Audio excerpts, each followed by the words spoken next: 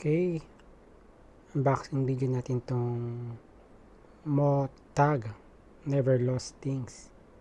Mag-work daw to sa Android. So, dito sa label may 4 pieces siya sa loob. So, mukhang maganda naman siguro. So, if you notice, made in China. And portable finder words with Android Find device, key finder, item locator for luggage. Oh, pwede pala.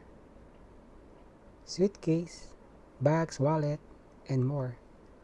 Up to 400 feet range with replaceable battery.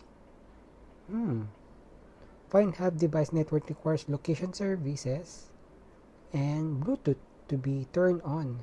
So, kailangan ng Bluetooth. Requires cellphone service or internet connections.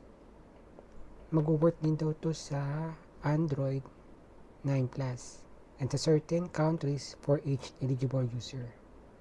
So, gagamit tayo ng Google Find Hub device para makita natin yung belongings natin na mas mabilis at safe. So, let's try this item. Unboxing. Unbox na natin to. So, sabi niya, 4 ang laman ha. So, ayan, 4 nga. 1, 2, 3, 4. Uy! Mukhang dugo. Tapos may mga kasamang lace. 4 pieces din. Okay. Yun lang yung laman nun. Mukhang tanggalin natin ha. So, may case na siya kasama. Pero kung tatanggalin mo yung case niya, ito yung itsura niya. So, ito yung case. Ito yung itsura ng Motag. Ayan o. Dito lang siya. So,